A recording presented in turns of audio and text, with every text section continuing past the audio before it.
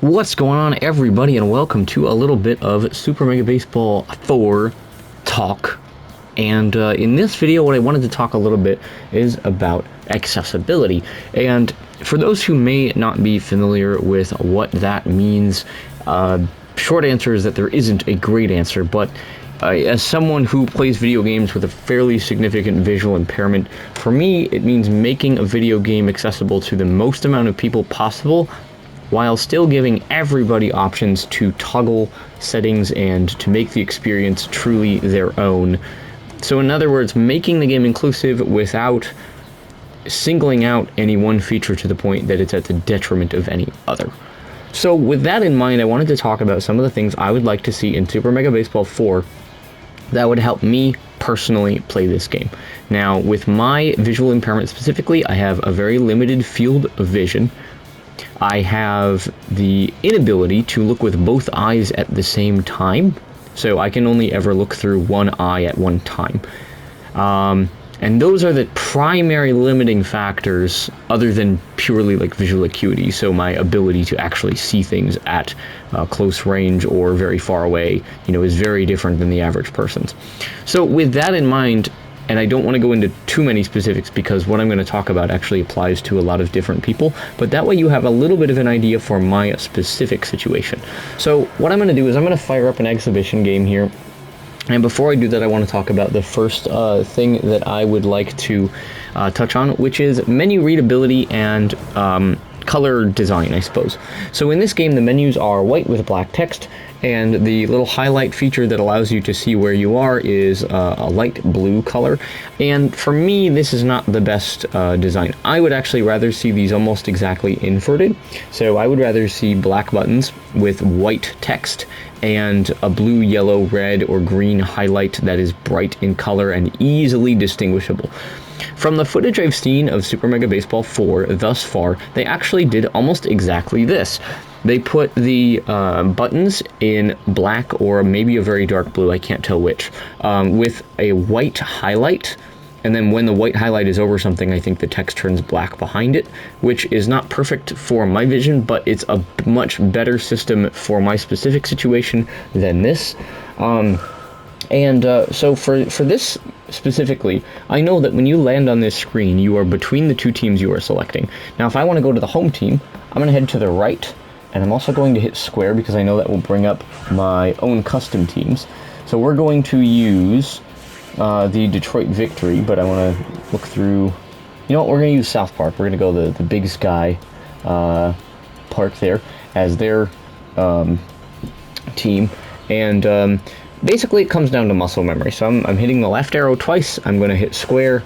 Looks like twice to bring up my custom teams that I have created, and we're going to use the. You know what? Let's bring the Victory in on the away side.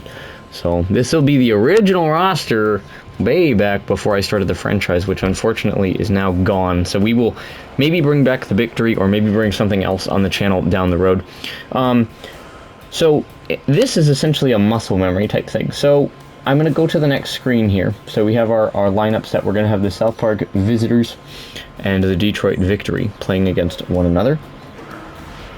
Now, what I would like to do, let's see, how do we watch? Is it square? No.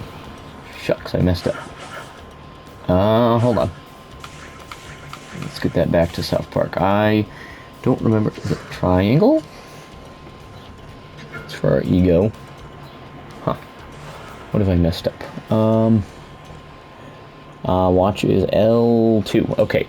So I forget about those little things, but okay, so here is our ballpark selection screen, which we are not going to do random. We are going to put this right at Big Sky Park, which is home for the South Park Visitors. And I suppose I could learn how many clicks in either direction a stadium is. And this is my favorite weather here, is the evening. So that's what we're going to go with. We're going to do a 5-inning ball game with no designated hitter. And okay, so here is the second example, and actually when I forgot about this, when I started this franchise, I messed things up. I had put people out of position. We're going to play with this for nostalgia's sake, I suppose. And who's on the mound? Who's our ace? Okay, it is Jasmine. Very good. So this screen, let's say, for the sake of argument, oh man, we have some people. Okay, we have Hazel, Windswept Hair Candy Corn, we have Piper Piping, Lola, I forgot about her, Math Books, of course, Walla Walla Bing Bang, who did not survive on the team very long. So let's say, for the sake of argument, that I would rather see Windswept Hair take the leadoff spot. I know that if I hit the left arrow, it's going to make a sound. And now, that whoop whoop, that means I'm moving a player. Now, I would like to have some kind of a function that actually stops the scrolling right here, and goes like boom, boom, boom, boom, and stops me from going higher than spot 1 in the lineup. So then I could place her here, because as it is now, it goes all the way back to the pitcher. Or maybe if you double tap, you could bypass that and go to the bottom. But what would really help is actually a haptic feedback, or a sound that kind of says, boop, nope, you're not going any farther than 1, and you're not going any lower than your pitcher spot, or your 9 spot in the lineup. And so now I know that if I want, okay, we're going to take Windswept Hair, and I want her to bat cleanup. We're going to go, so we're in spot 1, 2, 3, 4. Okay, so purely by muscle memory, right, I can do these things using the vision I have to see certain things, but it would be nice to have a feature implemented into the game that actually constricted my movement. And I'm going to get more into another feature of that in a minute with pitching and with batting as well. While we do that, we're just going to say the lineups look good. I don't know anything about the lineup for the visitors, so they look good as well. And we're going to just jump into this while we chat a little bit further about gameplay. And the reason I'm not going to play to show you some of these things will become evident as we chat a little bit here. I made both of these logos myself using the vision that I do have.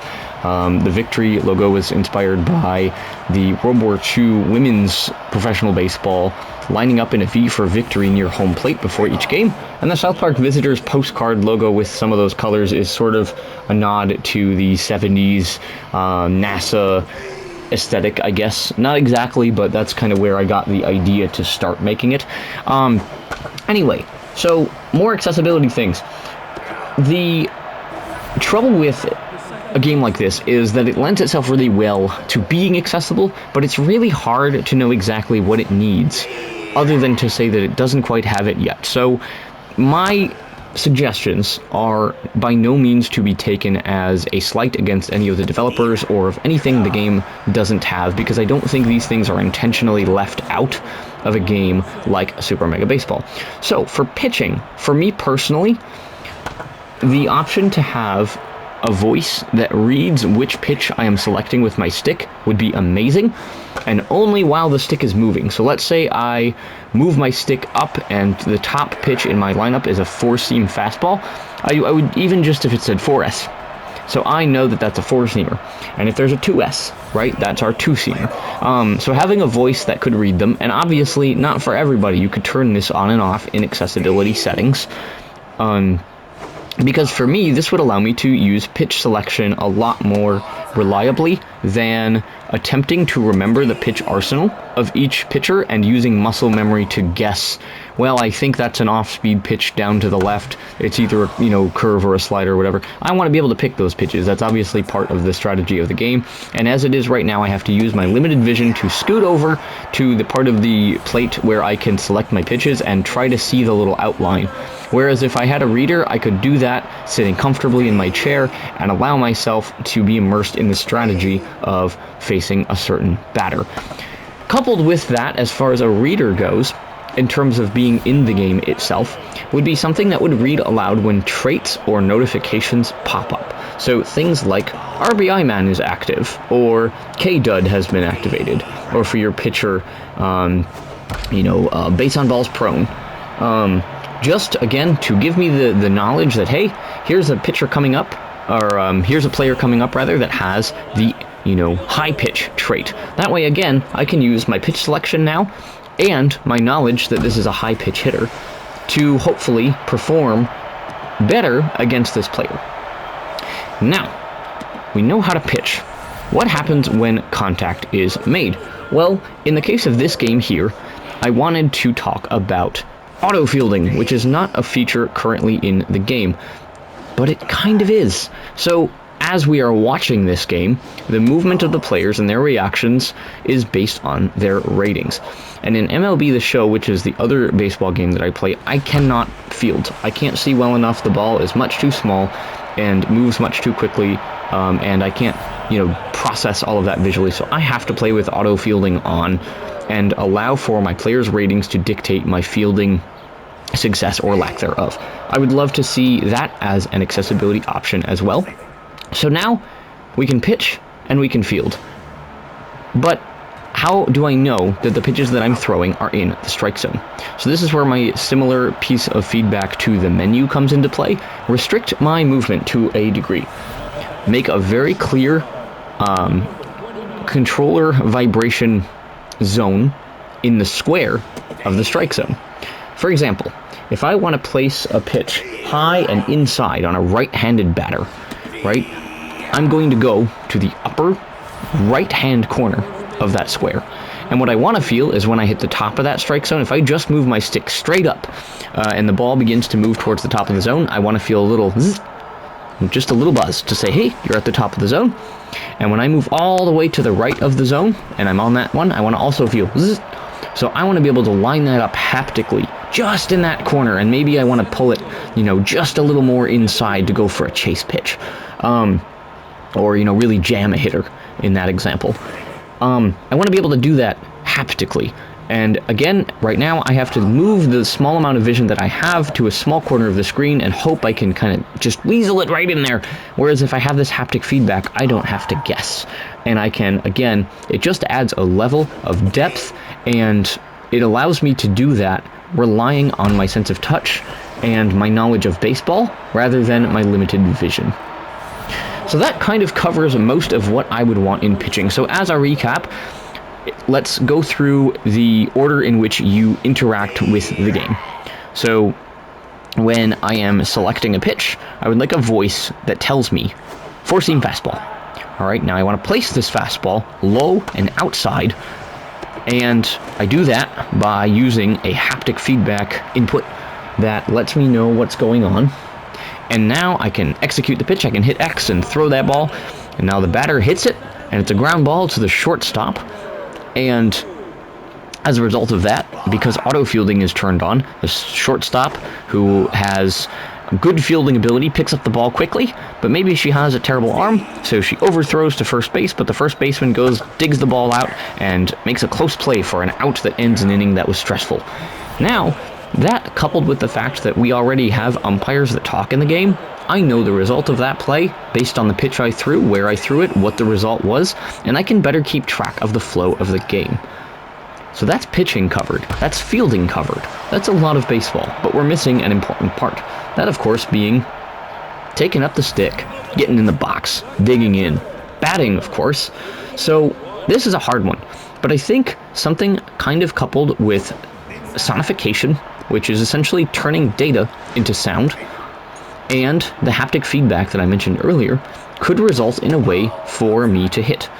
Now, there's a couple different ways you could do this.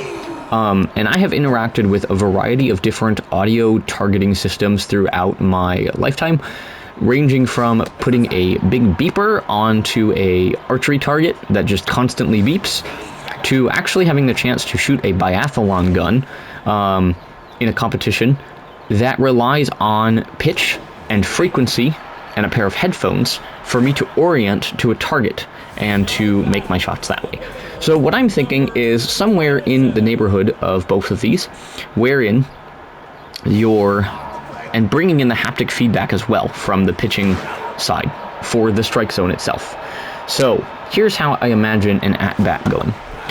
I'm ready to hit, the pitcher is winding up, and as that pitch leaves the pitcher's hand, there is an audio tone that does one of the following things.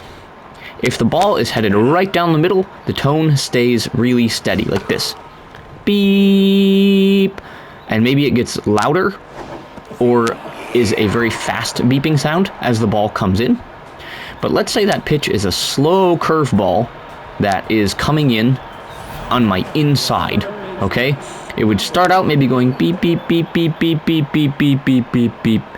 So I'm hearing that it's a different speed than the fastball, and it is dropping. It is, the pitch is literally dropping. It is getting lower because it's lower in the zone.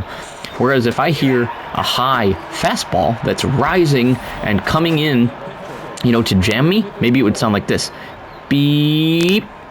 Right? It's coming in hot, it's rising, right? And I can choose to try to hit that or not. And when the ball leaves the zone, maybe there is a haptic, just a bump, just boop, real fast. Because then I can, you know, you can see when the ball might cross that line. And let's say again, let's take that low curveball, you know, beep, beep, beep, beep, beep, beep, beep, beep, beep, right? Maybe as the ball goes kaboom, you know, maybe that was haptically, that was very early on in the, you know, the pitch, and so it's going to be a curveball in the dirt. Well, I know not to swing at that, and I also could maybe make the decision using the left bumper to send a runner, right? So there's layers of depth here, and this is a very specific and niche kind of way to do pitching, but I think it could work potentially with the system that the game already has in place. When you play on a lower ego, your target for the ball actually essentially follows the ball already. It kind of magnets onto it and kind of keeps it in your, you know, possible area of contact. All I would want in terms of accessibility would be essentially for the pitch to be able to be like that all the time. And it doesn't make it necessarily easier to hit because the pitches are still allowed to go in or out of the strike zone. It's just that your target and whether or not to swing, the timing of those two things, coupled with the sonic feedback and the haptic feedback, now create a very different experience of an at-bat. So again, a recap, I'm standing in the box, I'm ready to hit, you know, I've got an 0-2 count, and you know, there's nobody on base, and so the pitcher wants to give me something that is going to go outside the zone, and low. You know, maybe that pitch falls and is either slow or fast in terms of beeping as it comes in, and I can make my decision as I feel the haptic as we go outside the strike zone that I'm going to take that pitch and make the count 1 and 2. I'm not quite sure how to differentiate inside and outside with the variables that I've given so far. This is just kind of a stream of consciousness sort of thing to talk about some ideas. So that's not a fully fleshed out system just yet, but it could be. Now my last bit of accessibility feedback in terms of my situation and the way that I play the game concerns not what we're watching right now. It actually has nothing to do with the game itself. It's actually more about the menus, because that's obviously a really important part of playing this game. And one of the things that I think would be really helpful is something in the nature of a reader. And a few years ago, I would have told you this was completely impossible, because games are essentially moving pictures. You know, animations are, you know, moving series of images, and even menus were kind of pictures with different buttons that were all also pictures. And so the way a screen reader looks at a picture is it'll tell you, well, that's a JPEG. Well, yeah, but what is it? What is a picture of? Now there's alt text, and alt text allows you to label things. And it would be really hard in this game in some ways to do that, but also not. Let me explain. When you're in your team hub, you have a list of players followed by every possible attribute that you could be looking for on said player. So let's take the eventual shortstop, I think not here, but the eventual shortstop for the victory was Charlie Angels. Charlie Angels was our shortstop, and I don't remember all of her stats off the top of my head, but you go through the list, let's say she is a B in terms of her overall rating. So the reader would say Charlie Angels, and then when I come over to the right-hand side, it would say rating B, or just B, because I know that that category is rating. Now for the next several categories, which are all of her statistics themselves, I recommend the following as far as a format. So let's say her power is 84 and her contact is 83, right? The first number I would hear would be 84. And if I leave my cursor on that 84, eventually it would say power. So it'll go 84, power. Because that gives me time that if I just want to know what the number is, I don't have to hear power, contact, you know, it would allow me to either hear the number first or the stat first. Allowing that to be switchable would actually be fantastic. But essentially making a way so that I can go through each aspect of a player and read their stats. That would work really well, because that's basically 80% of what you do in this game in terms of managing your team, is using the... I'm sorry, I was listening to the... I thought we had a pickle there. We did not. But using the menus to, decide what players need. Player development opportunities could also be read aloud, in terms of, horse steroids, or, keep your player topped up with, the finest in equestrian technology, or whatever the little descriptions are. Followed by, this opportunity presents, chances for the following, contact +3, or a 15% chance of +8, arm -2, and then 8% chance of developing RBI man. This challenge costs blah blah blah. Your cap space currently is blah blah blah, and then allow me to make that decision and use the reader to read the text for those opportunities. And that's most of your interaction, because signing and releasing players is a lot of looking at ratings. Customizing players is a whole nother can of worms that I won't get into here, because it's not as important, at least in the initial form of doing this, as the gameplay and navigating the game itself, so that I could, say, play a franchise with the Super Mega Baseball default leagues, teams, and etc. So those are... I know that's a lot. There's a lot of different kinds of accessibility feedback, and it's a lot to take in, and it's something that I don't fully understand, but I wanted to make a video talking about the things that I would like to see, and the things that would make this game go from something that I am extremely excited to play in the capacity I can. So I'm really excited to play SMB4 with the vision I have, and to be able to do what I can with it, to something that would not only become my favorite baseball video game, I think it would become my favorite way to spend time if it were completely accessible and comfortable for me to play. And that would mean a lot to me, and it would mean a lot to a lot of other people. This is the last thing I want to say about accessibility, is that nobody loses out in these opportunities. So for someone with a visual impairment, maybe turning all of the options I've talked about today on would make the game completely playable. But maybe for an elderly man who just wants something to, read out those tiny pitch selections so that he can figure out what he's going to throw, but the rest he doesn't have to worry about, he could just turn on that singular option, and it would be helpful. Or, someone who just really struggles with the fielding in the game could turn on auto fielding, sit back, and enjoy playing a game of ball. Accessibility can help everybody in multiple different ways, and possibly in ways that I haven't even thought about. In fact, very likely in ways that I haven't thought about or mentioned in this video. But hopefully this makes some sort of sense. Accessibility in gaming is a relatively new thing, and EA and Naughty Dog have at least had optional options that have been presenting themselves recently in games. Metalhead are people that are incredibly passionate about baseball, and I've reached out to them via Reddit as well as via email. Reddit more recently, email was a while ago, trying to talk about these things, and probably due to the fact that they are busy people, I haven't heard anything back. So I wanted to also make this video to talk about this a little bit, and hopefully it makes some sort of sense. If you have any ideas for what could make the game more playable for you or somebody you know, let's put them in the comments and start a bit of a conversation about accessibility in Super Mega Baseball, which is something I, as niche as it is, am extraordinarily passionate about and interested in. With all of that having been said, I think what I'm going to do is I'm going to leave you with the remainder of this shortened contest here between the victory and the visitors. And I really appreciate the fact that you guys have taken time to watch this video, and hopefully to listen to what, on one hand, may be rambling, but on another is extraordinarily important to me as a person, as a YouTuber, as a video game playing human being, as somebody who loves baseball. I would like this experience to be the best it could possibly be, and these are some of my ideas for that. If you like this video, hit all the buttons down there, you know the ones. Like, comment, subscribe, whichever matter to you the most.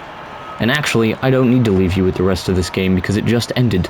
So thank you so much for checking this one out. I really appreciate you taking the time to check out something that's really, really personal to me. Peace.